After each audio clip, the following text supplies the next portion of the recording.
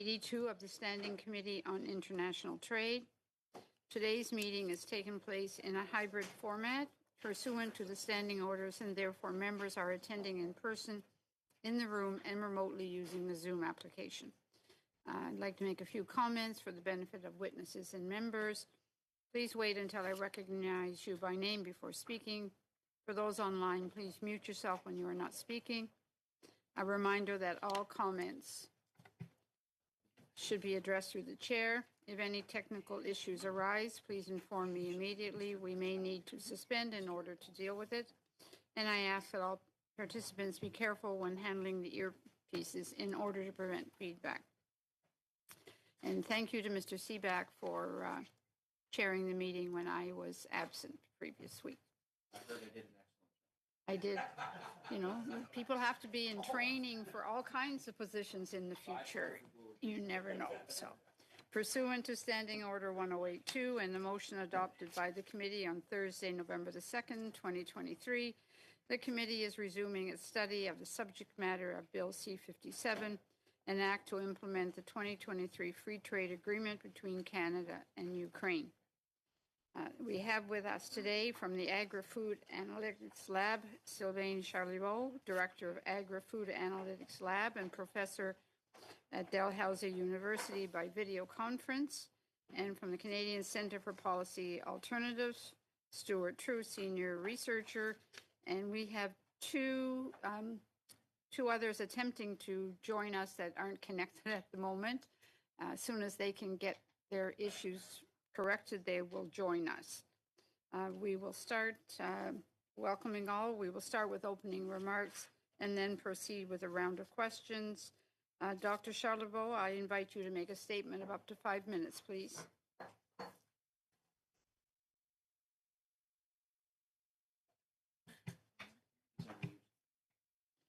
You're on mute, sir. Please unmute yourself. Oh.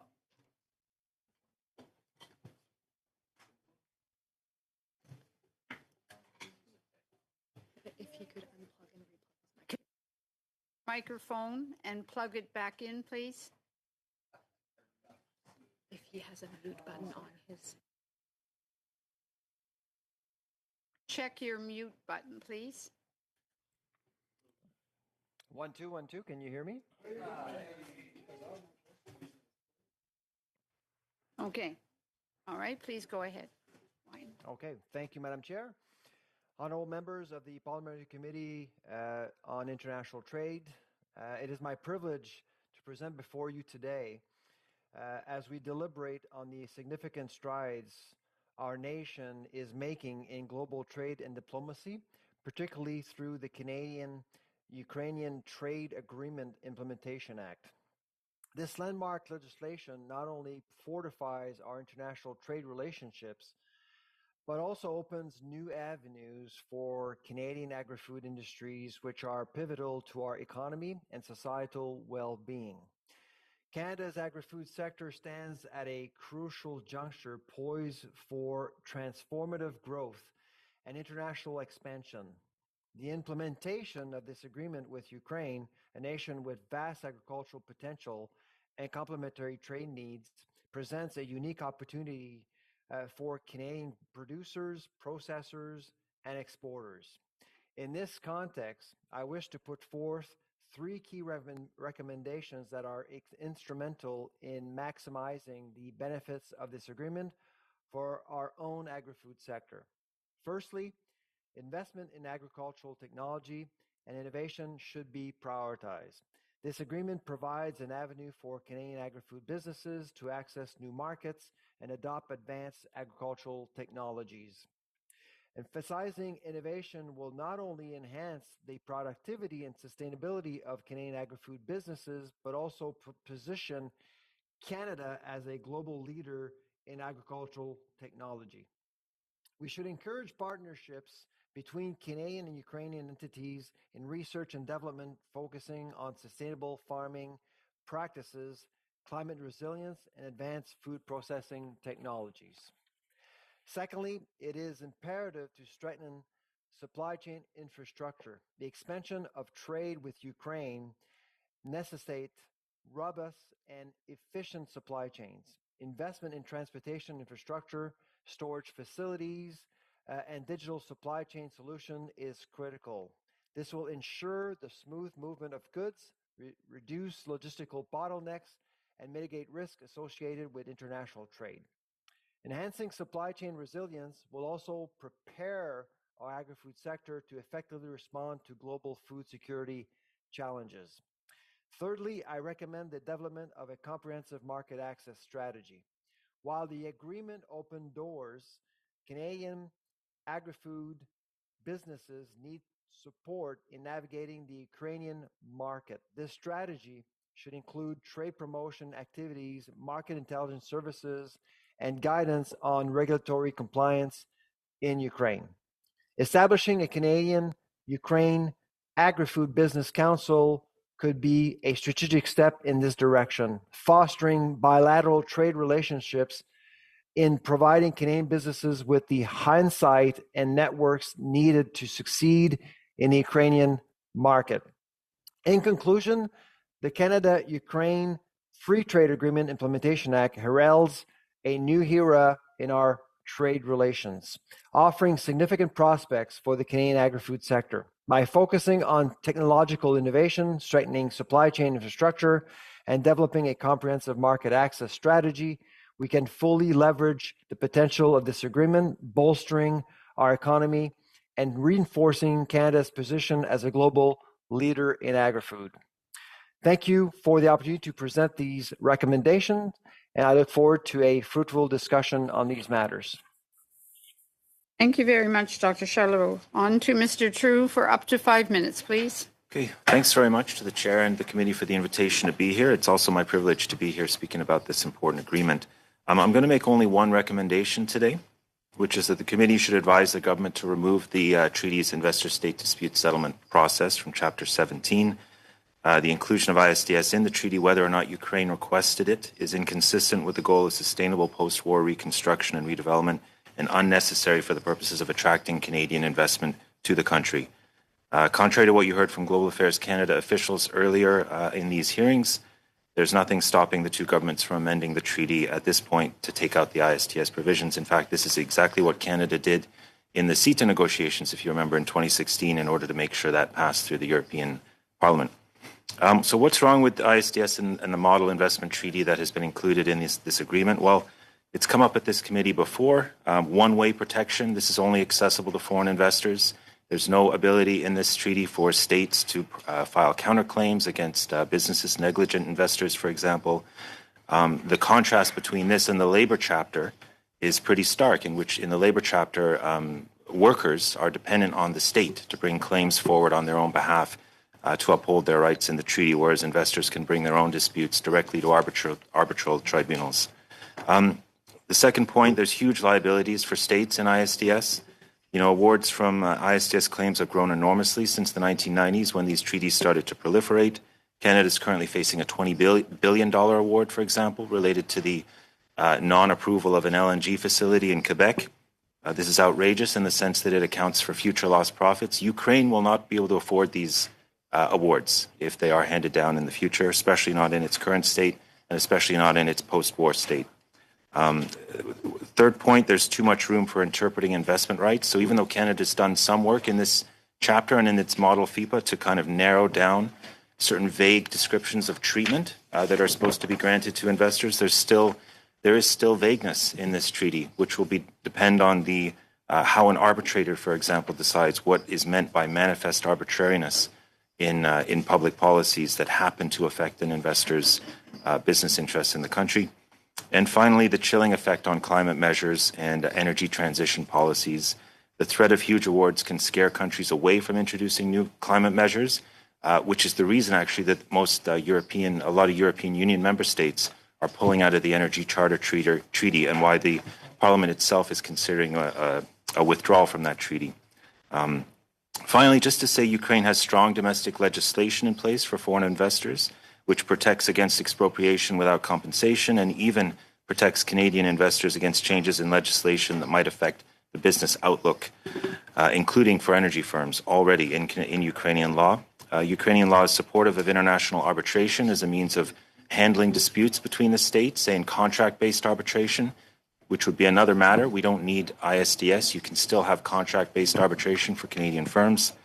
I think Canada should put its focus, instead of putting this treaty in place, which is a substitute for the rule of law and for strengthening anti-corruption measures in Ukraine, we should put our focus on those measures and continue to work with the Ukrainian government, European Union, and other allies on strengthening those efforts to weed out corruption in the political system. Nothing in this treaty will speed up or ensure Ukraine's infrastructure needs are met sooner, more efficiently, or with more public benefit. I'll just conclude by saying the whole agreement needn't be thrown out, but the investment chapter should be reviewed and the ISDS provisions excluded, much as Canada did, again, as I said, as CETA was negotiated. As it's currently written, ISDS is more likely to harm than help Ukraine's sustainable development goals during the war and after the war. And this is a missed opportunity to start to dismantle the ISDS regime in general, as countries like Australia and now we're seeing in the European Union are starting to do as well. So thanks very much, and I also look forward to questions. Thank you very much, Mr. True. We now hopefully are going to have the Quebec Network for Inclusive Globalization. I need to suspend for a moment while we check their connections and see if they are now working. So I'll move to suspend for a moment.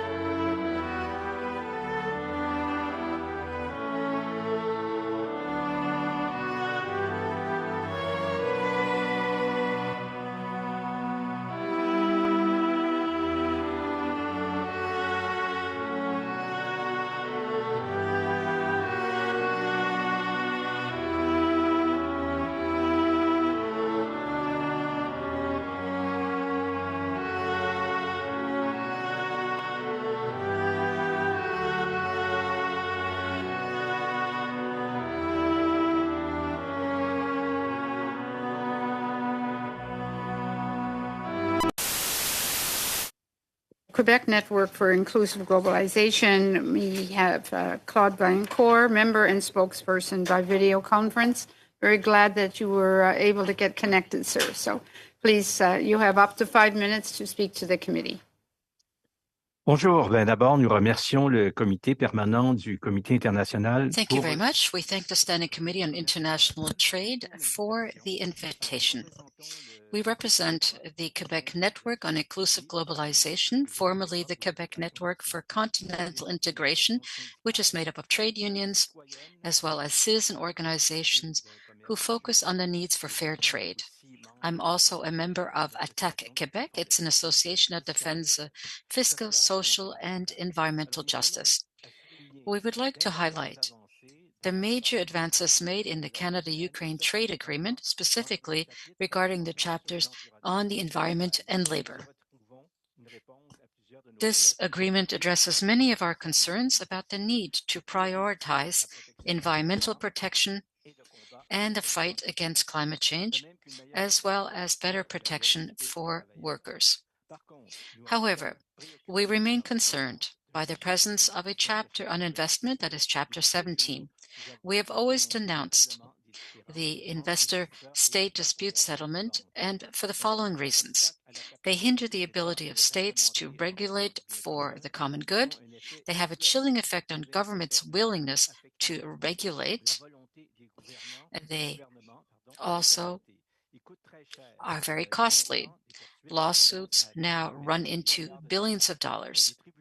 Courts are generally too favorable to the companies that are their sole clients, and they are an obstacle to democracy. And for this reason, we believe that these should be eliminated from free trade agreements, particularly the one between Canada and Ukraine, but also the one between Canada and the United Kingdom. All the more since in times of war, specifically in the Canada-Ukraine agreement, lawsuits would be even more unwelcome. As disputes increase in times of crisis, they could weaken a government's already weakened by an invasion of its territory. A number of countries are renouncing these agreements or limiting them as much as possible, such as New Zealand, Brazil, Ecuador, and South Africa, without suffering any economic penalty. We recall that the investor-state dispute settlement is one of the main obstacles to the ratification of the CETA agreement between Canada and the EU because of the very strong opposition it raises in many European countries. Canada has taken an important first step by not including ISDSs with the United States regarding the CUTA. Therefore, the investment chapter in the Canada-Ukraine agreement would be less damaging than those found in many chapters and agreements of the same type signed by Canada. But its application will nevertheless be problematic. The very nature of arbitration tribunals remain largely unchanged, and the application of this chapter may, in our opinion, be subject to numerous interpretations not always favorable to the general interest. Your committee has developed an interesting reflection on this subject, which is well expressed in a report published in June 2021. In this report, you heard mainly from experts on the issue whose opinions are divided. We from the world of trade unions, international cooperation, associations, but also from various environmentalist organizations. All of these organizations, therefore, have a clear opinion on the issue and have on many occasions deplored the harmful effects of the ISDS.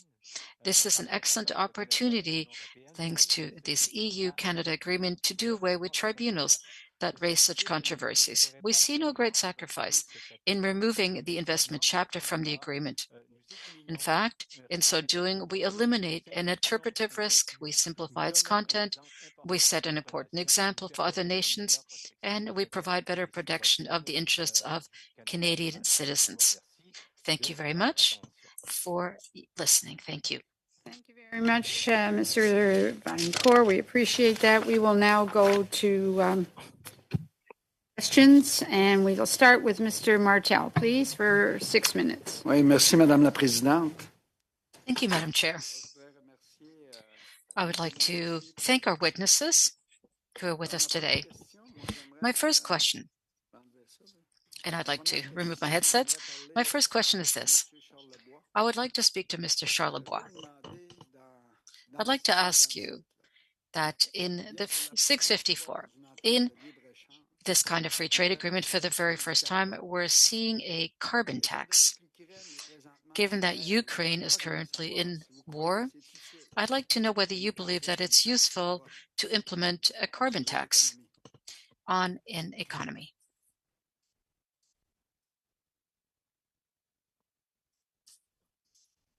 Mr. Vaillancourt, you are on mute. Please unmute yourself. I just did, Madam Chair. Can you hear me now? Monsieur Martel, vous m'entendez bien, j'espère? Mr. Martel, I hope that you can hear me well. To answer your question, well, I have asked the same question. Of course, we need to decarbonize the world economy, but each country is facing its own economic realities. This is a country that will be under development for some time. Once you rebuild a country, of course, there is a certain carbon intensity in place that will be quite major in scope. So I agree that the aspirations aimed at lowering Ukraine's carbon footprint are valid. However, it's important also to acknowledge that Ukraine will no doubt be spending a decade or several decades in developing the country, and that will be quite intense. In fact, if we impose our own aspirations on our country, we might even penalize it. And clearly, this will render the agreement less important for Canada to a certain extent. So Ukraine already has a carbon tax in place, but no doubt it's the lowest carbon tax in the world. So in Ukraine, we acknowledge that we would like to act, but in my mind, we should not be imposing our own values on a country in the West. Thank you. I have other questions. Thank you, Mr. Charlebois. Because since the beginning of the war in Ukraine, we've heard a great deal about food security. I'd like you to speak to the link between access to energy and the food security of a given country. Well, clearly, in the situation of Ukraine, the invasion of this country has upset the entire agri-food world, because we've seen the price of a number of commodities rise substantially, including wheat, and this has led to a rise in prices, especially the price of energy. I'm not an expert in energy prices,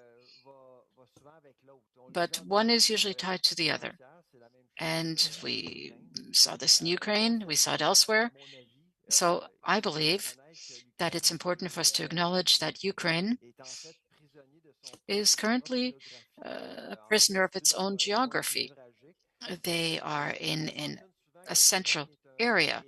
So Ukraine, after all, is the breadbasket of the world. We say that, but it's mostly the case to Europe.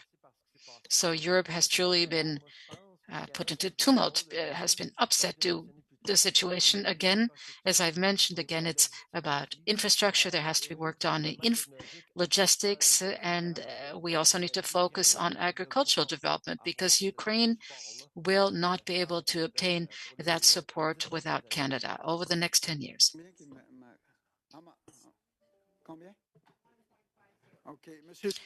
How much time do I have left? My next question is for Mr. True. According to the U.S. Energy Administration, in 2020, 70% of coal imported by Ukraine came from Russia.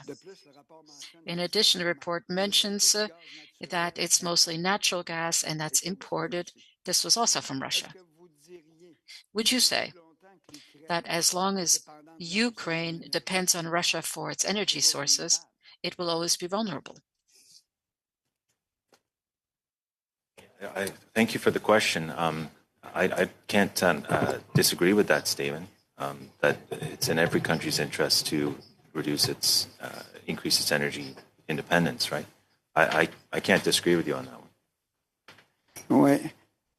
La raison que je vous pose cette question. The reason why I'm putting this question to you is because Canada could have, under this agreement, spoken about energy, but there is nothing here that indicates that a discussion has taken place on energy. And I think that is really the heart of the matter, of the situation, that it's about energy independence and dependence on energy sources and Russia's position. Ukraine seems to be stuck here. So why is it that energy security was never mentioned and that energy as such was never mentioned either? Merci encore.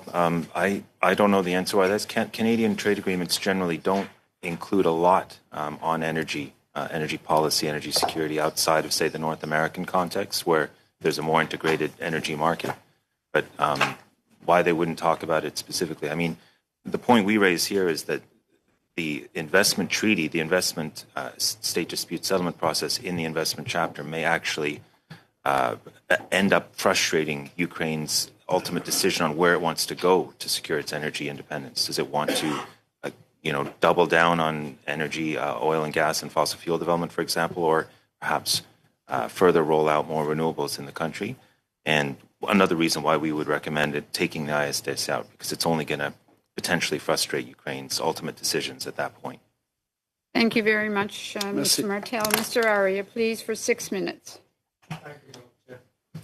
Madam Chair, we have stood with Ukraine since the start of Russia's illegal invasion, and we will stand strong with Ukraine once again when it is free. This KUFTA, this legislation, the bill, supports the long-term security, stability, and economic development of Ukraine, while also ensuring that high-quality market access to Canadian businesses. This will create good quality jobs in both Ukraine and in Canada. During the last week, we had the Ukrainian ambassador here. I would like to quote her. She said, quote, "We believe that the modernized KUFTA will pave the way for Ukrainian companies and Canadian companies to work together." End quote. And she also emphasized a key thing that is important for Canadian businesses. There's another sentence I would like to quote here. She said, "Ukraine believes the partners in victory are partners in rebuilding." That recognizes the great support Canada has been giving to Ukraine in its current war, and also the promise that the Canadian businesses will have a vital, important, significant role in rebuilding Ukraine. Rebuilding Ukraine is a very long-term process. The current cost estimates are over $400 billion. And Canadian companies have the knowledge, expertise, which they can use for their own benefit and to the benefit of Ukrainians. In fact, Ukraine rebuilding is the single biggest rebuilding project in Europe since the Second World War. And obviously, all this rebuilding will be done by the private sector, and Canadian companies can play a very vital role. I have a question to the Director of Agri-Food Analytics, Sylvian Charlebois. You did mention the Canada-Ukraine Agri-Food Business Council. That's an interesting concept. I think this is the first time I've heard that. Canada, we have signed numerous free trade agreements across the world, I think, with almost 51 countries accounting for close to 60% of the GDP of the world. We have free trade agreements. Not many Canadian sectors make use of these free trade agreements, like the steel and aluminum sector. Their exports are limited to North America only, with more than 90% of their production either for Canadian or American market, or including Mexico. They don't export to Europe, they don't export to Asia Pacific. But if there's one sector in Canada that uses every free trade agreement for the growth of the sector, for the growth of Canadian businesses, and for the economic prosperity of Canada, that's the Canadian agriculture and agri-food sector. In fact, the small group of farmers have made Canada the 5th largest exporter in the world in agriculture products, including agri-food. So the concept of Canada-Ukraine Agri-Food Business Council, I think there's a very interesting concept, not only to Ukraine and Canada, but I think if it can be refined further, and if it can if we can have that with different markets where we can have significant cooperation with the local markets, local businesses, and Canadian agriculture sector. So I would like to ask you to elaborate on the concept of this Agri-Food Business Council. Well, thank you very much for your question. Absolutely. When reading the act, I felt that it was critical for both Canada and Ukraine to make this act, once implemented, a priority and a focus. And one way to do it is to actually establish a council. We've seen councils impacting agriculture in Canada in a very positive way. I can certainly think of two examples. The Lobster Council of Canada, which is right here in Halifax, it has really made Canadian lobster a a stronger commodity. It has been able to develop major markets. Same for the Canelo Council out west. And I would say that if we are to make this an opportunity for both Limited countries, time. I just Yep. want to mention that as we talked today, November 21st, today and tomorrow, we have the second Rebuild Ukraine Business Conference. The first one, last time, it was overcrowded by the Canadian businesses and Ukrainian businesses participating.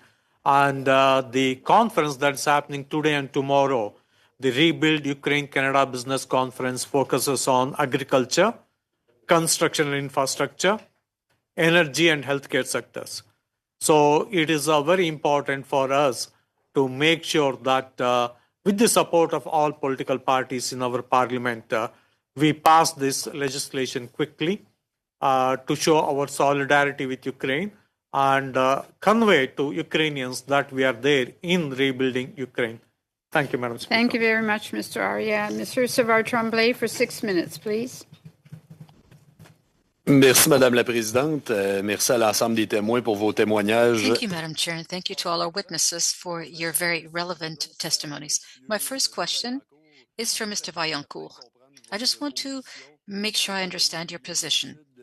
Given that we're doing a clause-by-clause study of the bill, which is currently in bill stage, the section on the investor-state settlement, a dispute settlement, is something you think should be rejected by this committee. Is that correct?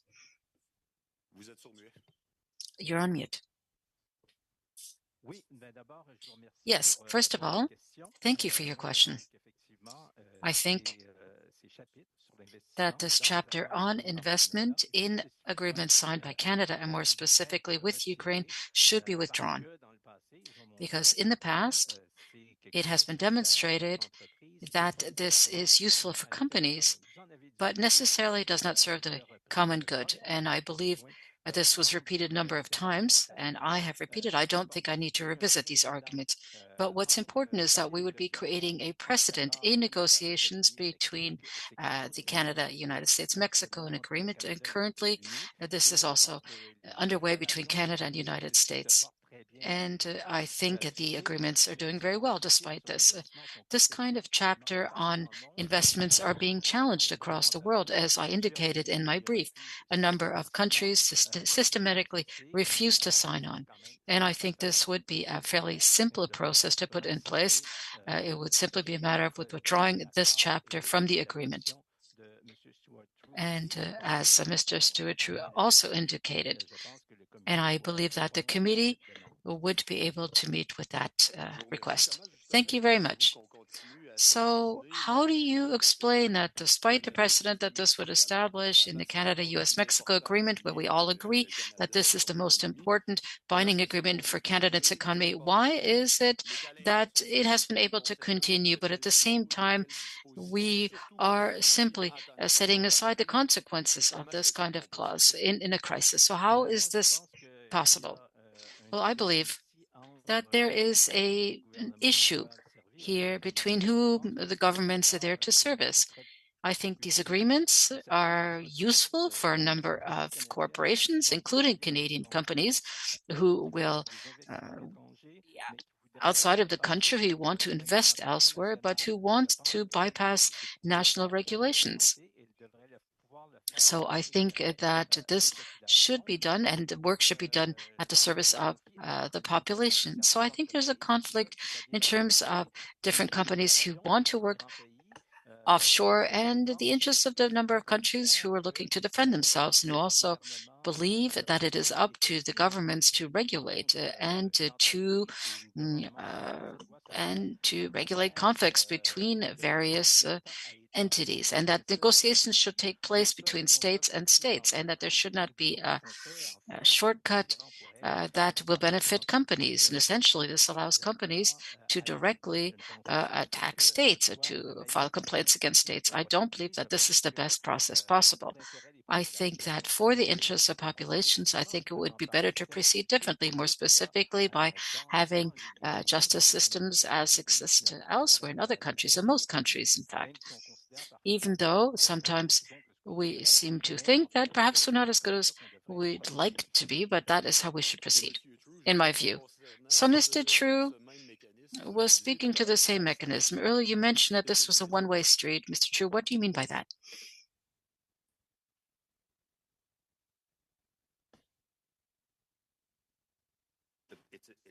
It's a system, it's an exclusively available system for foreign investors. Some people call it a justice bubble. It allows foreign investors going into a host country to bring with them a series of standards for the treatment of investors taken from US law and UK law mainly, and then apply those outside of the courts and have arbitral panels decide for them. So that's why I think Monsieur Vaillancourt was saying it's not a very democratic process. And there's no recourse in this treaty for countries to hold investors to account for their projects, say if they're not actually doing anything or if there's illegal activities, whatnot. Yeah. Très bien, merci, M. True. Je voudrais profiter de ma dernière minute restante pour déposer une motion sur un tout autre sujet. Je sais qu'on en discutera tout à l'heure, mais je vais en profiter pour la déposer maintenant. Que le comité entreprenne une étude comparative sur le processus d'attribution des contrats d'approvisionnement des aéronefs de la défense par le gouvernement du Canada en comparaison avec les processus d'attribution d'autres pays en pareille matière, en portant we don't have translation. Just back up. From when I gave you 1 minute, we lost translation. And I know it's very important that we understand exactly what you're putting forward. So just hold on for a second, please. Oui, je sais.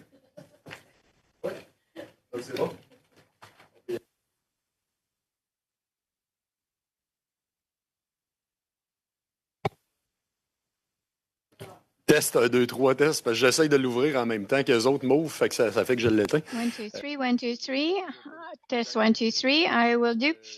Today I have to say that the sound, it's not really good. There's like a bit of a lag. I don't know if it's a problem. Is it a technical issue? Okay, so I guess for you it's okay now. So I'm going to start again. So the motion that I want to propose that we will talk about later, that the committee start a comparative study on the processes of attribution of the contract for the planes, comparing the comparison of other countries with a particular attention to the impact of the process of the Canadian process on Canadian businesses when it comes to their aptitude to develop an high technology point for Canadian market and international market, that the committee has 4 meetings for this study and that it returns the observation and recommendation to the House. Thank you. Thank you very much, Mr. Savard-Tremblay. You've given us a notice of motion that we can deal with at another time. It's been sent out to the committee. All right, thank you. On to Mr. Cannings, please, for 6 minutes.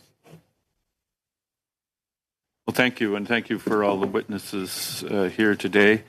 I'm going to start with Mr. True and this discussion of the investor-state dispute mechanisms. You point out that this inclusion of this in this agreement is kind of inconsistent with the trend of where other countries are moving with ISDS, including we saw in CUSMA with the United States and Mexico. And you implied that it wasn't too late to change this, and you gave an example there. I'd like you to expand on that. But also, if it is removed, what does that do to our existing FIPA agreement with Ukraine, the Foreign Investment Protection Agreement? Just those 2 aspects. Thanks for the question. I'll answer the first part first. With respect to, that's the second part first. So with respect to what does it do with the FIPA, well, that would depend on how the government would review that section. So currently in the treaty, as I understand it, even if this comes into force, the FIPA protections for existing investors remain in place for 10 years. And that would be to challenge events that occurred before the signing of the treaty. So that might be another thing the committee could consider, would be to taking out that long sunset clause, because obviously the FIPA is very much like the current investment chapter in many ways, and should be diffused, I think, as well, in the interests of Ukrainian post-war recovery. But I would say also to the first point that the inclusion of this chapter is inconsistent with Canadian policy on investment protection as well. And we heard about CETA.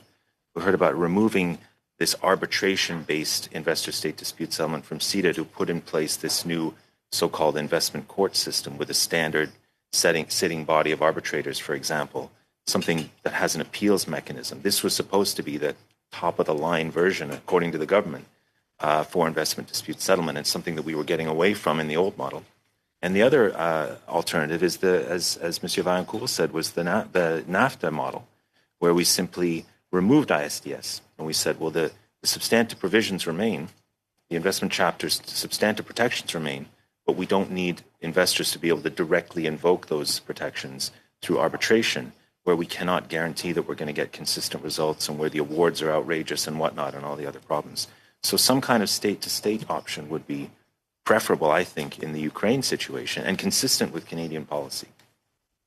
And we've heard testimony here from the Canadian side that it was Ukraine that asked for this to be included, and yet you've been, in your opening remarks, you talked about the effects this might have on Ukraine if Canadian companies use this avenue to bring actions against the Ukrainian government and ask for large sums. Can you expand on that, and why would Canadian companies really need this to be able to invest in Ukraine? So thank you again for the question. And the point I was trying to make briefly in my presentation was that Canadian companies don't need this to make investments. The only thing stopping Canadian companies from investing in Ukraine right now is war, mines, uncertainty about where the borders are going to be drawn after this all settles. There's been a FIPA in place since 1994, and Canadian investment in Ukraine has been pitiful over the past 20 years. It's not like the treaty is going to attract more investment. It simply, as I was saying in my presentation, it simply continues to tie the hands of the Ukrainian government, I suppose. They're signing these treaties because they need investment, and they're desperate, and the people like the OECD and other countries tell them that these treaties are essential for that. But the evidence of their existing 60 agreements is that that's not the case. Obviously, you need something more than these agreements to attract investment, and that's going to come post-war, whatever the situation is. It's going to be difficult, but the treaties themselves clearly don't provide that incentive to get in there.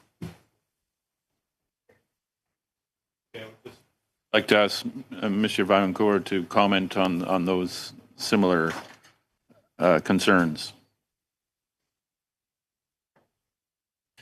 J'appuie tout à fait ce que Monsieur. I completely concur with what Mr. True has just indicated. I completely agree with that position. His analysis is excellent. What I would like to add is that in a time of crisis, lawsuits tend to rise. We've noted, for instance, that in 2020, 2022, there were 6 complaints regarding Ukraine. Previously, it used to be 2 complaints a year. So it is a situation of great vulnerability that Ukraine is in right now. They also have to deal with lawsuits, and I don't think that makes a country very comfortable. It's not a positive factor. So I believe that that is one more reason to eliminate this measure in the agreement and the agreement between Canada and Ukraine. Thank you very much. Mr. Baldinelli for 5 minutes, please. Thank you, Madam Chair, and I'd like to thank the witnesses for being here today. Professor Charlebois, first of all, thank you for your comments and suggestions with regards to the investment in agricultural technologies, how we can strengthen supply chain infrastructure, and your comments on market access strategy being needed. But I want to build on your testimony in response to my colleague, Mr. Martel, regarding the inclusion of a carbon tax and carbon leakage in this agreement. You mentioned in your response to Mr. Martel that we should not be looking to impose our standards or values on Ukraine, and particularly now as Ukraine seeks to rebuild and recover. Her Excellency, the ambassador, was here at our previous meeting, and she indicated that a rebuild would cost in the area of about $411 billion at a minimum. And we're looking at 5 key areas, infrastructure, energy, agriculture, of course, IT, military technology, and demining. You mentioned Ukraine is a prisoner of its own geography. And as such, would not the imposition of a carbon tax in this agreement hurt or delay Ukraine's recovery and our supply and food security? No, thank you for your question. I would see it more as an imposition, to be honest. On the one side, I would see this as a very Western value being imposed on a country that has been devastated by war. On the one side. Secondly, we also need to question the mechanism itself, the carbon tax. There is literature out there suggesting that sometimes the carbon tax may not actually achieve the goals that we're trying to reach from an environmental perspective. So we need to make really sure that whatever we're imposing on Ukraine actually works, that actually can make a difference. And I'm not sure there's consensus there. Well, thank you for that. And again, maybe in terms of, the examples here in Canada, but the imposition of a carbon tax, discussions of carbon leakage, how would it hurt Ukraine's ability in terms of food security? They're the breadbasket of Europe. And how would that hurt their ability? Again, that's one of the 5 key priorities of Ukraine coming out of this war when it's successful and over Russia. On its rebuild is agricultural development and how that could hurt its chances at that and potentially hurt the world because of it. I see it. What I see in Ukraine are opportunities for Canadian companies to actually help empower farmers in Ukraine to use cleaner, more effective technologies. We often focus on clean and green, but what clean and green also means is more efficiency. And in Ukraine, we know that there's lots of corruptions, and right now, farmers don't have access to the best technologies possible. And I think that Canada can actually play a role. And if you do that, you'll actually make the agricultural sector in Ukraine greener over time. Technology, not taxes, would be kind of a suggestion you're putting forward. Technological empowerment, correct. Mr. Stewart, if I could, Mr. True, excuse me, if I could, earlier in your testimony, you had talked about nothing precludes the government from amending this free trade agreement right now. Can you just explain that? Because we've heard from the government and officials that we can't amend it. So could you just explain that? Thank you for the question. Just briefly, countries can do whatever they want, right? There's nobody above Ukraine and Canada saying when's the final moment. Once it's ratified and royal assent is achieved, then that's the treaty law would say that's when it comes into force. But until that moment, we can do whatever we want. And we did, as I said, in the CETA case.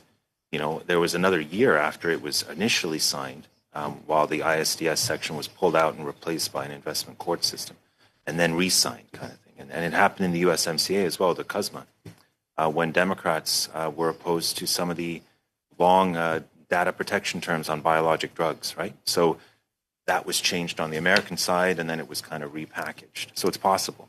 Well, I asked that question because in our previous hearings, we had talked about, would it not have made sense to talk about energy security and having that, or a chapter with regards to that, included in this free trade agreement? Again, the ambassador is talking at a minimum, a rebuild of Ukraine is going to be about $411 billion. And one of their key aspects is not only infrastructure, but it's energy and that energy security. And so we were talking about, why don't we include it? Can we, as a minimum in this committee, make those recommendations? And just get your thoughts on that.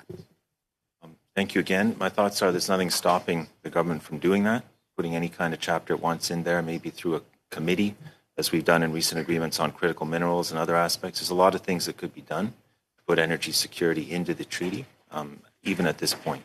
Thank you, Mr. True. Thank you, Chair. Thank you very much. Ms. Fortier, please. Merci, Madame la Présidente. Merci beaucoup d'être Thank you, Madam Chair. Thank you for being with us today to support us in the study on this bill.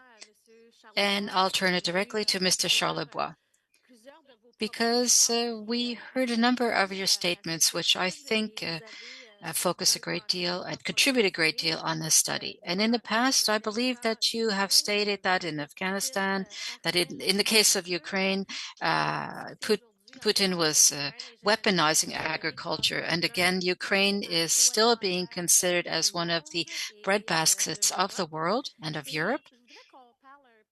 And I'd like us to speak a little bit more about how the illegal invasion by Russia in Ukraine has had an effect on the food products, commodities worldwide. And I believe that you've mentioned 3 recommendations. And I'd like to ask you to elaborate with respect to the actions that could be put in place to put forward these recommendations. What would you do to achieve these? Thank you, Ms. Fortier, for your question. First of all, yes, the invasion has had a terrible impact on the agri-food market, but it's important to recognize that Russia still has influence on the market, more specifically on the wheat market. At this time, Russia sells low-cost wheat to have an impact on Canada's exports and United States exports. So Russia's influence remains very important, and that will continue. So using food as a weapon continues today, several months after the invasion. And it's for this reason that we should not take this lightly and believe that, yes, we will rebuild. And I was listening to the conversation. I've been listening since the beginning, and to think that there will be an end to this war. I'm not certain when this war will end. So I think it's important to consider developing an economy during wartime. We're all hoping for peace, but that may not happen overnight. So it is important to continue developing the market. And my recommendations today allow us to head somewhat in that direction. Thank you very much. And I'd like to continue on the conversation we had with respect to climate change. We know that it represents a threat to the Canadian agri-food sector. It is also a threat worldwide. Do you believe that the risks will increase if no steps are taken in order to reduce emissions, to measures are put in place to fight climate change and today? And that do we not need to continue that the sectors and companies will continue to contribute to emissions reduction? That's a good question. Of course, we need to act. I personally believe that most companies recognize that climate change is the most important threat for the sector. But we also have to look at the various tools available to us. For example, carbon capture. This technology was developed in Canada, and I think this might be a tool that could be of interest to us for Ukraine, among others, to assist Ukraine to decarbonize its economy, specifically when it comes to agri-food. Thank you very much. And since we're speaking about decarbonizing an economy, as you've mentioned, this is quickly becoming a global priority, and Canada continues to play a concrete role here. So integrating environmental concerns and free trade agreements, such as the one that we're discussing today, play a role in decarbonization action worldwide. And could you suggest any concrete steps? You've mentioned technologies, innovation. You've spoken about the supply chain. Is there anything tangible that you could share with us that is Canadian expertise that might strengthen the agreement? Well, this is genetic engineering. That's something that comes to mind. There's a great deal of work being done on that in Canada. We do a lot of innovations for us, but we should do so for other countries as well. And as part of today's discussion, we could consider this for Ukraine. Internationally, of course, we could have a greater footprint, a carbon footprint, but 27 countries in the world have a carbon tax. And there again, it's not quite clear whether this approach is efficient in reducing greenhouse gases. So we have to be very careful here when we attempt to impose our aspirations as a wealthy country, as we've heard, to other countries who have undergone a great deal of suffering. Thank you, Madam Chair. On to Monsieur Savard Tremblay for 2.5 minutes, please. Écoutez, Monsieur Vaillancourt et Monsieur True, vous pouvez Mr. Vaillancourt and Mr. True, I invite both of you to answer. I come to the chapters on the environment and those on workers' rights. For example, there is one where the government has spoken a great deal about the ethical conduct of companies, but it only raises voluntary action, even though specific principles are recognized internationally. Do you not believe that we should have put in place more binding conditions to ensure that these measures are truly put in place?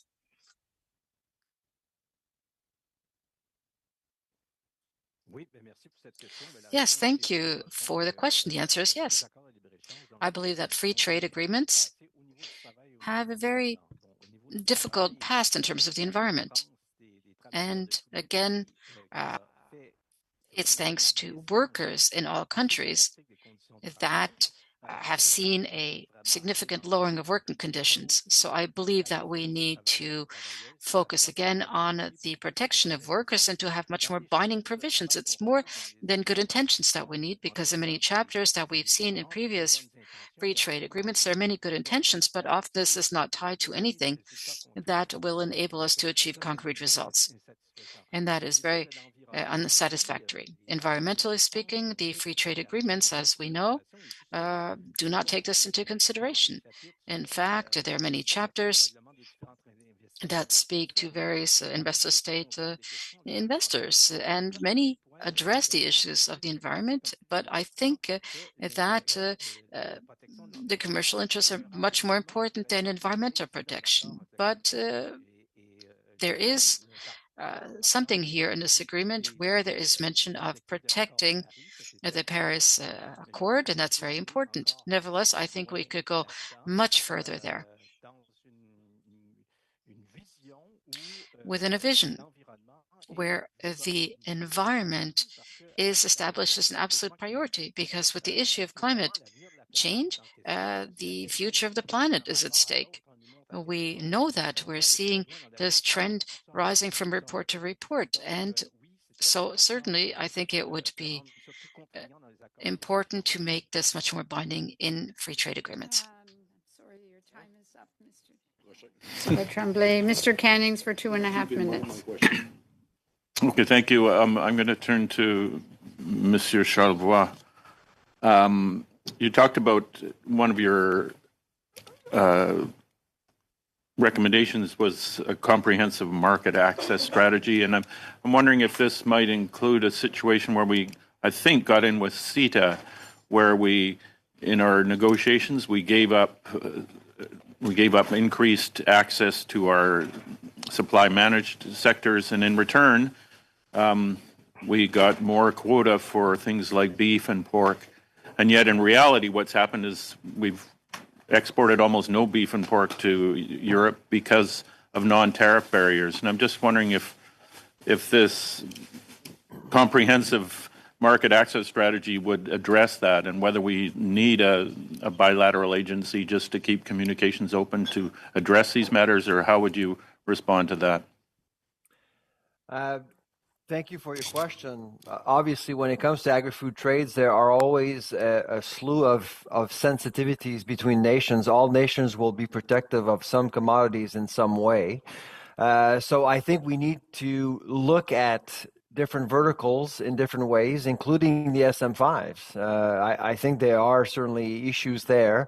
But over time, I think with Ukraine, I do see more exchanges related to IP, for example, and technologies in general, not necessarily just commodities per se. It is a faraway nation, but there are some interesting links that could be built. But we would need to look at the entire sector in a strategic manner before making any sort of commitments at this point.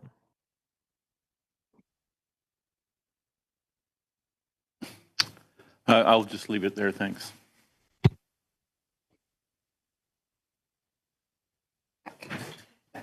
Thank you very much, Madam Chair. We've often talked about a little bit about what's in this agreement. Conservatives have often talked about what's not in the agreement because governments have a choice to make. They can put certain things in the agreement and they can put other things not in the agreement. So when, for example, we've talked about LNG, people have said, well, that's not normally in an agreement. When we talk about the carbon tax, that's never been, or carbon pricing, that's never been in a Canadian trade agreement ever in the history of Canadian trade agreements. So you can actually put things in trade agreements that you don't normally put in. Otherwise, how would you put in a carbon tax in a trade agreement for the first time?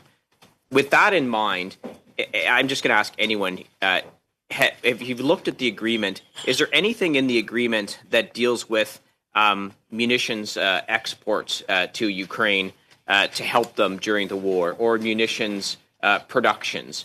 Has anyone seen any of that language in the trade agreement?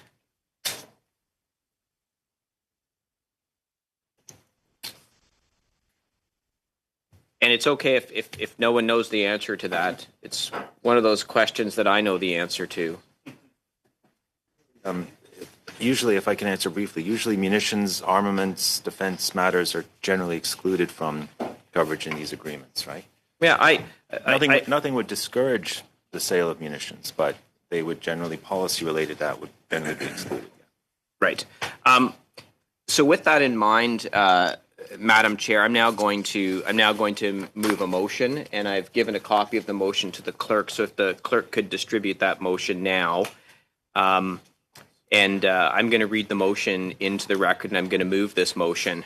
That the committee recommends to the House that it be granted power during its consideration of Bill C-57, an act to implement the 2023 Free Trade Agreement between Canada and Ukraine, to expand the scope of the study of the bill in order to support expanded munitions production in Canada and increasing munition exports to Ukraine, and support the development of weapons and munitions manufacturing capabilities in Ukraine by Canadian industry. So, Madam Chair, as we have heard throughout the study, the pre-study of this legislation, the government has choices to make on what they include in trade agreements. So, as I was saying in my question, you can add in things into trade agreements that we've never seen before. So, for example, in this trade agreement, there are references to carbon pricing, carbon leakage. There's references to the United Nations Sustainable Development Goals. These are things that have never been put into a trade agreement between Canada and any of its trading partners. So obviously, the government gets to make choices. The government can say, we are going to have this new type of trade agreement, and we're going to put certain things into this trade agreement that have never been put in a trade agreement before. So if you're doing that, Madam Chair, then you actually have the ability to put other things into a trade agreement that you've never put into a trade agreement before. I mean, you can't have one or the other. If you're putting new things in, you can put other new things in. What we've sort of heard repeatedly at this committee from witnesses is there are things that could have been included in this trade agreement that would have been beneficial to Ukraine during this time of war. For example, we've talked about LNG.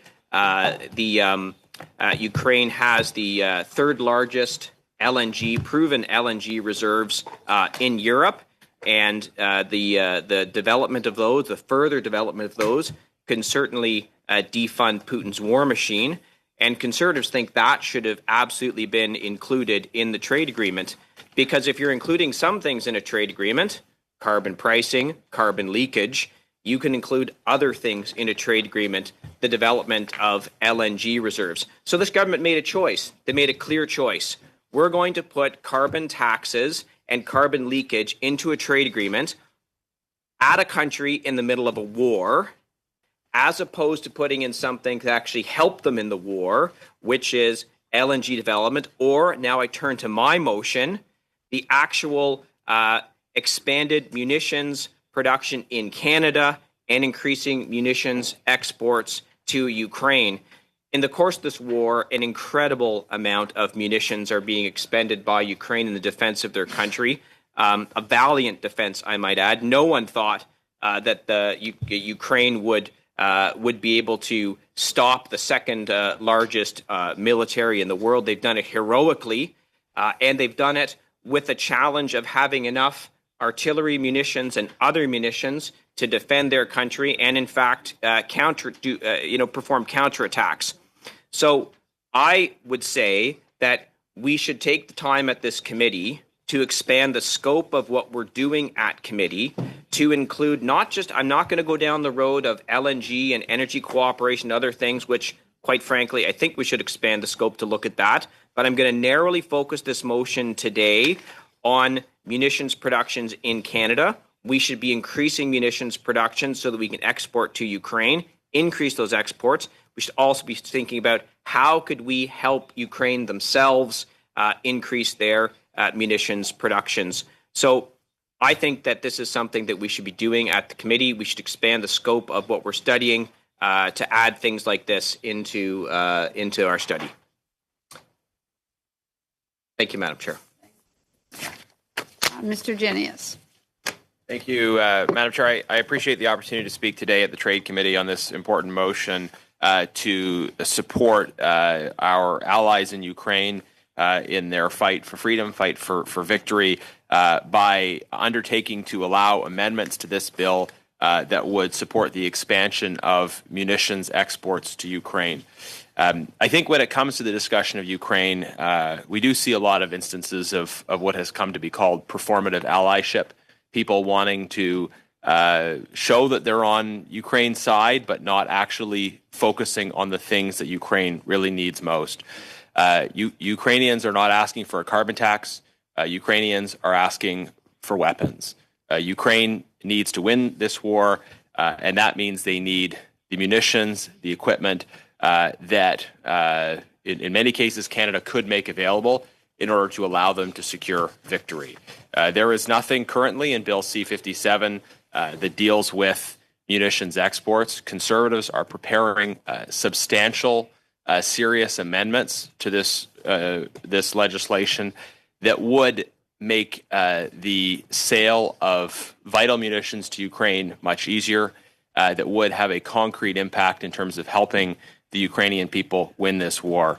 Again, we need to put aside the performative allyship and focus instead on the things that Ukraine really needs, which is weapons, which is munitions, which is the material that will concretely allow them to achieve victory as soon as possible.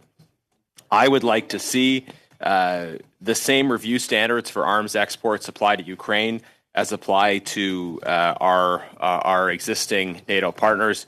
That is currently not the case. There are different review standards subject to so-called open policy countries, easier review standards than apply to Ukraine. We should be applying as little red tape as possible to munitions exports to Ukraine so that weapons get there as quickly as possible. We can be supplying surplus military equipment here in Canada that we're not using to Ukraine, and in the process use that as an opportunity to modernize our own equipment. We should be encouraging EDC and BDC to support efforts by Canadian defense manufacturers to partner with Ukraine's defense industry, and we should be making long-term commitments to defense productions that will allow us to develop the munitions here that are vital for our own security, but also will allow us to support Ukraine. Let's focus on victory for Ukraine. Victory for Ukraine means weapons. It means munitions. It means helping Ukraine get the equipment that it needs. This motion would allow us to expand the scope of amendments that can be made to C-57 so we can actually include that critical content around munitions development and munitions exports to help Ukraine win the war. This is what really matters for Ukraine. This is where the rubber hits the road. And this will be an important test if the committee is prepared to actually focus on meeting Ukraine's needs instead of simply using a trade deal to talk about the carbon tax. Let's focus on what Ukraine really needs, which is urgently getting munitions in the hands of the Ukrainian people so that they can effectively continue to defend themselves. Thank you. Thank you very much, Mr. Jenius. On to Mr. Arya. Madam Chair, I've moved the motion. Right, but we're having debate on debate. it. Oh, okay. I thought you were going to questions. Oh, I'm going. Okay, thank you. Mr. Arya? Thank you, Madam Chair. Madam Chair, while the intention to expand munition production in Canada so that we can provide them to Ukraine in its immediate need is good, but this is not part of the free trade agreement that this bill is envisaging, which has got a very long-term impact. To solve the immediate needs, to change a bill that is already been come to this late stage, at this stage, changing is not recommended. I'm not in favor of this motion. Mr. Baldinelli? Thank you, Madam Chair. And I just want to respond. I mean, I think this motion is important. It responds, for example, to the comments of the minister when she made her initial presentation, which questioned the honourable members on this side of this table for putting questions forward on the inclusion of a carbon tax. And somehow she alluded that somehow we were helping Vladimir Putin by making some kind of delay. It was an audacious statement for her to make. I mean, we've had the ambassador here talk about what it's going to take for Ukraine to successfully come out of this war. And successful it will be. $411 billion that it discusses. 5 key areas: energy, infrastructure, agriculture. She actually mentioned IT, military technologies as well. And what we need to do as a country is to then support Ukraine, including through this free trade agreement. So the inclusion of this motion is fair. I think we need to examine this. And to my colleague's point, if the government is saying that it can include aspects of a carbon tax, I had asked Mr. True with regards to his suggestion that I mean, this can be amended now. We can include provisions with regards to energy security. So why would we not try to defend one of our strongest allies? Remember, it was Canada that was one of the first countries, Western nations in the world, that recognized the Ukraine. We were there in 2015 with Operation Unifer, right? We struck that free trade agreement in 2017 with regards to the Ukraine. So what we're trying to do is responding to some of those audacious comments from this government that somehow we're supporting the Russians by asking questions about what could be put into a free trade agreement. You know, there was a colleague, a former colleague that I knew at Queen's Park, a member of parliament, member of provincial parliament, Bob Runciman, who served in the Senate. And when trying to respond to comments like that, he would suggest that member has more nerves than a canal horse. I mean, how does one equate actually asking questions with regards to what can be included in a free trade agreement than with our support of Ukraine? It's ludicrous to make that suggestion. And in fact, I think this motion shows that we do support Ukraine and we support it militarily as well. And so I support this motion, Madam Chair. Can I make a suggestion, since we have our witnesses here, that we have got committee business scheduled probably 20 to 1 or so. If we hold this down and go back to complete a few minutes with our witnesses, and then we'll have this with committee business. No, I want to continue. Okay. Let's vote. Okay. Yeah, we're prepared to vote. Okay, well, I have Mr. Sidhu on the list, and then I have, was it Mr. Jenius again? But I have Mr. Sidhu right now. Thank you, Madam Chair. And I think what's ridiculous is what's being held up by the Conservatives. This is what UCC wants. This is what the ambassador said she wants. This is what Canadian business community wants. And I'm not sure where this is coming from, to be honest with you, but it seems like if we're going to be talking about what Ukraine wants and what Ukraine asked for, this is exactly what they said. And frankly, we're being very disrespectful to the witnesses that we invited here today to hear from them. These are the experts that we want to hear from, but instead we have a sideshow going on with a random motion being presented, to say, look, we want to study this even more. I don't think that Canada wants this, and I think it's important. Ukraine doesn't want this. They said it. We heard from the ambassador last 2 weeks ago, saying, quite frankly, we would like to see this pass as soon as possible, so support can be provided on the ground to those in Ukraine, to those in Canada that are working to help Ukraine. And so I think we all need to be mindful of this, that this is going against everything we've heard so far on the study. And so I think I want to put that on the floor as well. Mr. Jennings. Thank you, Madam Chair. I'll just respond very briefly, and hopefully the parliamentary secretary will listen to this, because his description of the motion is wholly inaccurate. He doesn't seem to have even read it. This motion is not about extending the study. It is about granting the committee the power to adopt amendments that expand the existing scope of the bill. That does not change the timeline for consideration. Correct. It is about expanding the scope of the kind of amendments that can be heard and considered by the committee. I suspect that all of the organizations he claims support him would be enthusiastic about this motion. This motion simply gives the committee the power to do its work, to adopt amendments that would allow the expansion of munitions exports. So the parliamentary secretary should read it again, should reflect on what it says, and should note that this is about giving the committee the power to consider more amendments. Now, if when those amendments come to the table, members decide at that time that they don't like those amendments, they can, of course, vote them down, or in any event, consider them on their merits. But what Conservatives are asking for simply is that the committee be able to, during clause by clause, consider amendments that would have the effect of significantly easing the sale and export of munitions to Ukraine. Ukraine needs munitions more than anything else. We have amendments that are reasonable amendments that I think could gain broad support, that we would like to put before the committee in the course of this study. And we need to adopt a motion that would expand the scope, likely in order to be able to do that.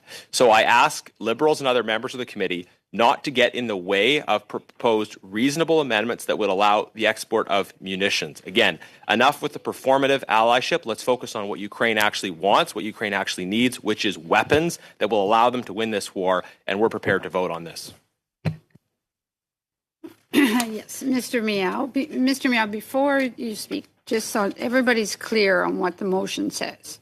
It says that the committee recommends to the House that it be granted, meaning the committee be granted, the power during its consideration of Bill C-57, an act to implement the 2023 Free Trade Agreement between Canada and Ukraine, to expand the scope of the study of the bill in order to support expanded munitions production in Canada and increasing munition exports to Ukraine, and support the development of weapons and munitions manufacturing capabilities in Ukraine by Canadian industry.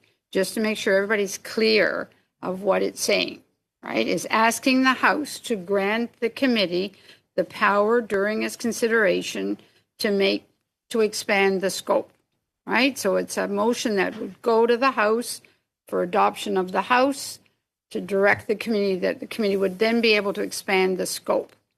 That's so just that everybody's clear on what it's going to accomplish. All right? Okay. And where was I now? Mr. Miao, thank you. Madam Chair, is it possible for me to move to adjourn this debate so we can respect the witnesses and continue our questions, and then we can debate this later at committee business? Well, I had suggested if you wanted to complete the witness testimony for another 10 minutes or so, and we're going into committee business anyway, and we could vote on it at that time. Mr. Miao is suggesting to adjourn the debate completely. We could move to resume later. Yeah, I mean, I think we should give the witnesses their last 10 minutes, and then if that's okay with Mr. Seaback. I'm okay with that, but we're not going to go in camera to discuss this motion in committee business. Yeah. Well, then before we go into committee business, we will deal with your motion. Thank you. There's agreement to do that? There's agreement to do that? Okay, so for the 10 more moment- minutes? So for the moment, we're going to go back to our witnesses, give them 10 more minutes on the floor. Great. And then we will deal with your motion. Well, I've got Mr., is that okay? Are you in agreement with that too? Great. Okay, so we'll try and give the witnesses 10 more minutes. And actually, Mr. Meow was next on the speakers list. You pretty much lost all your time unless you want a couple minutes back. Madam Chair. Very easy to get along with. Mr. Meow. All right, thank you, Madam Chair, and apologize to witnesses for this. I think the focus is really on you sharing with the committee on what are importance to this modernized Canadian-Ukraine Free Trade Agreement. And a couple of weeks ago, when Canada-Ukraine Chamber of Commerce have came to our committee, they noted that the modernized CUFTA would set a path to further eliminate trade barriers and open up new avenues for business in both countries. And through you, Madam Chair, to Mr. True, do you share this belief? And if so, what sector do you think would benefit from the elimination of these trade barriers? As I understand the treaty, looking at the government materials and the treaty itself, I mean, Canada did have a free trade agreement, obviously, with Ukraine before this modernized treaty was proposed. As I understand it, the big change would be in this area of services, which were not covered in the original FTA. And so there is a typical Canadian model services opening service market access chapter. And then there's the integration of the investment treaty into this modernized deal. And then the other elements that there are some quite positive elements on labor. Labor protections are much better than past Canadian trade agreements. Interesting stuff on procurement. But that's my understanding, is that this was largely a way to kind of bring the past trade agreement more in line with Canada's comprehensive trade agreements with respect to services coverage, financial services, that kind of thing. And from your perspective, how will this modernized CUFTA trade deal improve the bilateral relationship between Canada and Ukraine? Again, thanks for the question. I mean, I'm not sure how I'd answer that. I mean, Canada's relations with Ukraine are good, as I understand it. There's a lot of cooperation going in a number of areas, anti-corruption, climate change, all kinds of cooperation happening at different levels. So will this agreement increase that? I'm not sure. There is the establishment of a number of committees that sound quite positive. On Indigenous peoples, for example, there's a committee to cooperate on integrating First Nations and other groups into commerce, which sounds great.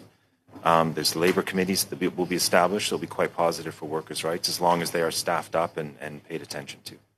Thank you. And do you feel this trade deal can play an important role in helping Ukraine rebuild the post-war economy?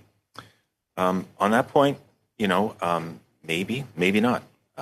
Certainly, as the main point I wanted to make was that you don't need the ISDS to do that. As it is now, ISDS will get in the way of a Ukraine-focused, beneficial recovery for that country, because it simply hamstrings the future government in how it handles incoming investment into all those areas, prohibiting performance requirements and conditions you might place on inward investment, and then giving these companies the right to sue you for billions of dollars that you don't have because you've just gone through a war. So to me, it's a no-brainer. We have to take out the ISDS, and questions could be asked about the other aspects that you've raised on the treaty. Great, thank you. And one last question for you. Do you see any specific sector in Canada's economy can significantly benefit from this CUFTA agreement? I'm not sure exactly. I mean, probably a number of sectors could benefit. It would be nice to see cooperation on renewable energy, for example, laying out a more renewable energy grid in Ukraine when the time is right. And that could be done through government, cooperation with the private sector, that kind of thing. Okay, thank you, Mr. True. And how much time do I have left? You have 1 minute, 10 seconds. Great. Can I direct my question through the chair to Professor Charles Boers online? Do you feel this trade agreement would be something that is beneficial to your sector in agri-food and agriculture how do you see the benefit from the modernized CUFTA agreement? Good question. I mean, when you look at Europe, essentially, there's a lot of work to be done already. So Ukraine could actually give us an excuse to expand our reach in that region of the world. So my answer to you is absolutely yes. For many sectors, and most importantly, with the R&D that we have in Canada, we can actually help Ukraine build its agricultural capacity as well over time. And with the new chapters being proposed in this new CUFTA agreement, I know you mentioned earlier before as well, but can you share your perspective on how this trade deal will also improve the bilateral agreement between Canada and Ukraine?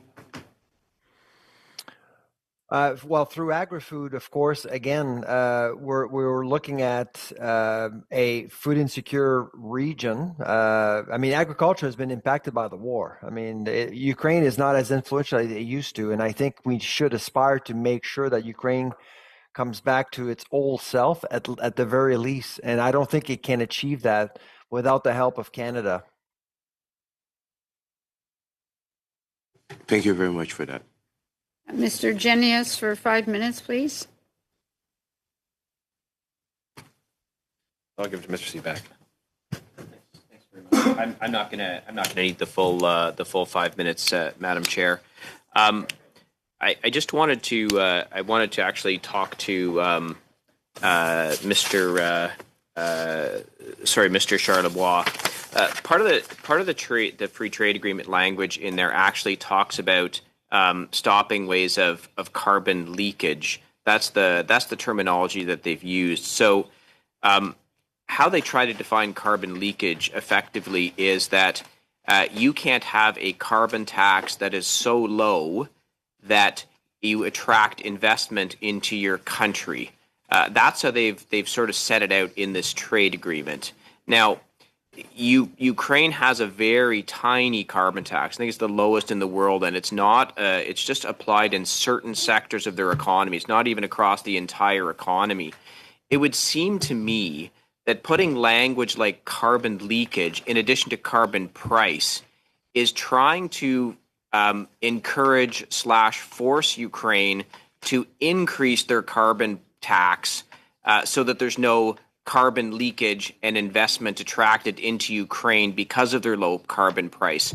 Would you agree with me that if my interpretation is correct, that would actually, if this was applied, this would be harmful to Ukraine in their efforts to rebuild?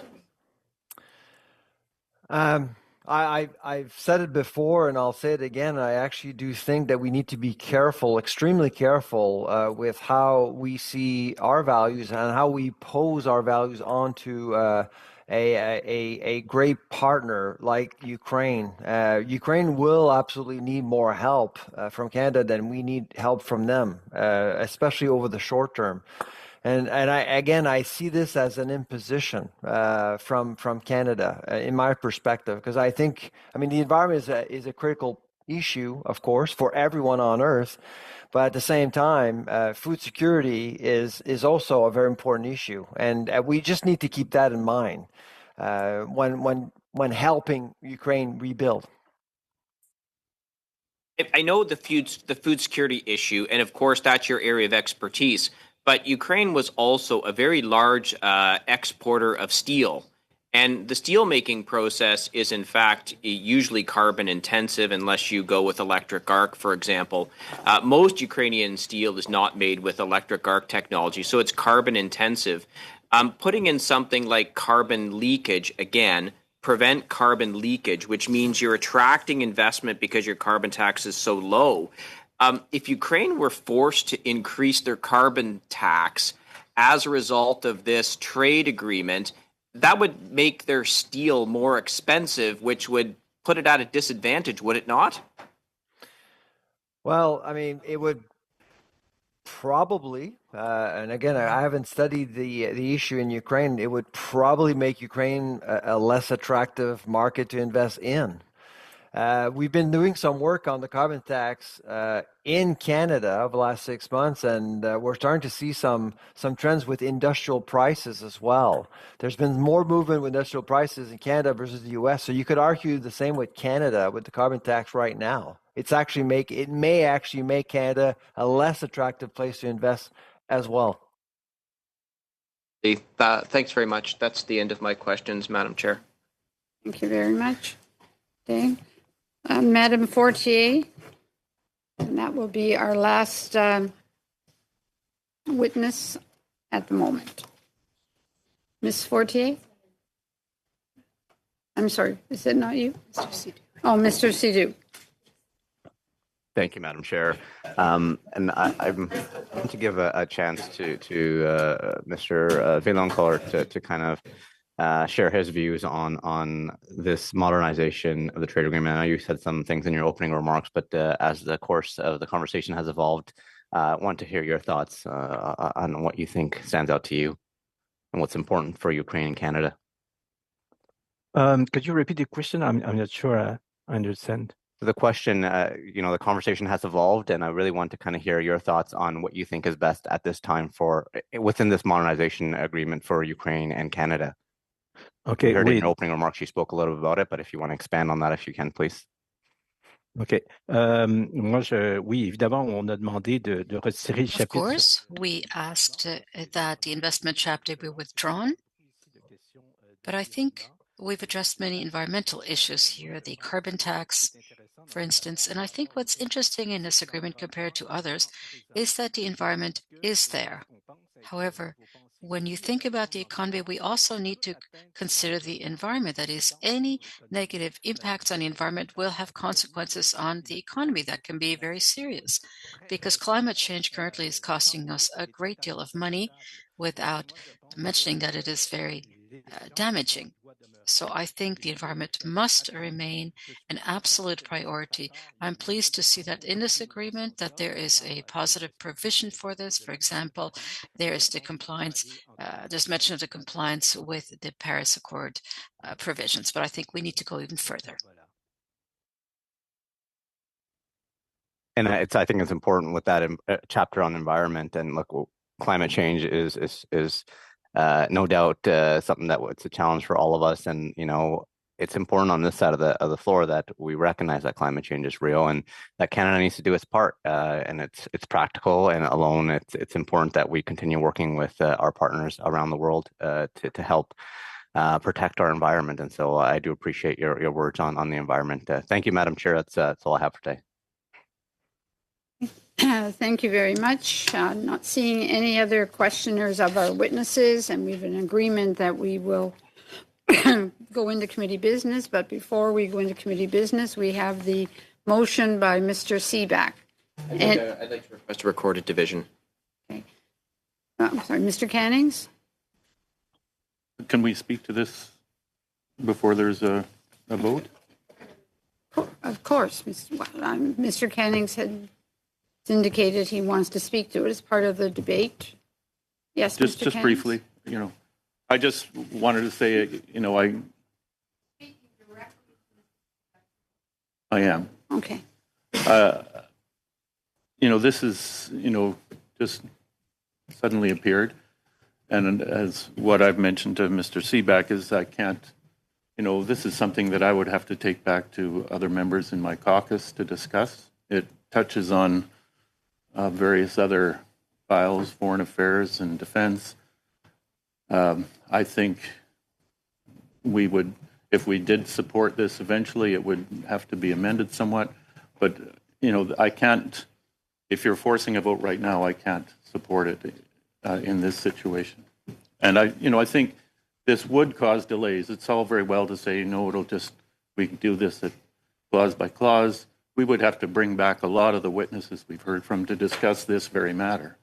And I think it would add delays to passing this bill. But I just want to say the main reason I would need to talk to other members of my caucus before being able to support or not this motion. So if we're voting now, I will vote against. Mr. Jenius. Sorry, again, Madam Chair, just very briefly, on the question of delays, we have put forward a motion which is very much on the matter that is being debated. It proposes giving the committee powers to consider more amendments. I would suggest members, if they're unsure about how they feel about those amendments, to support this motion, allowing more scope for those amendments. And then if they don't like those subsequent amendments, that come forward to vote against those amendments. This motion does not compel the committee to adopt certain future amendments. It simply gives the committee power to consider a broader range of amendments. Members can do consultation as they like, but in terms of this delaying, this leads to no delays. This allows the consideration of additional amendments on issues that I would assume all members of Parliament would be well versed on, and that is the urgency of delivering munitions to Ukraine that will allow it to achieve victory. This is not a prescriptive motion. It gives the committee more room to maneuver in the future. In that sense, I don't think it's complicated. I think it's very reasonable, and it aligns with what is at least the stated positions of, I think, most members of Parliament. So I think that will probably be the last thing I say on this, and I don't see why it should be difficult to support this fairly quickly. Mr. Savard-Tremblay, you have your hand up. Non, mais je voudrais juste mentionner en réponse à ce qui vient d'être dit, le mot I'd like to utilisé. respond to this comment. The word is to support, not assess. Those are the words used. This motion, after all, indicates a certain amount of constraints if we really want it to be binding. Support does not mean evaluate or assess. And I'd also like to address this with my colleagues, with my party. First, could we perhaps ask our friends to please defer the vote to our next meeting?